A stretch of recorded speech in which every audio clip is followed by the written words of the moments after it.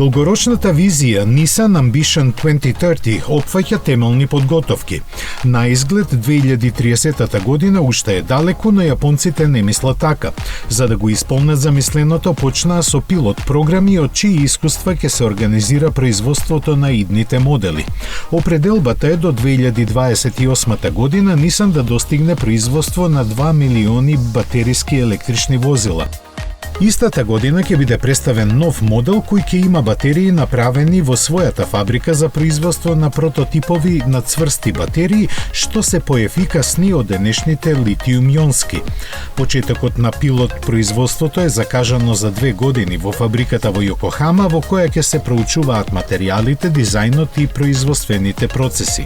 Nissan верува дека трошоците на производство на модели со цврсти батерии ќе се изедначи со оние на возила што користат фосилни горива.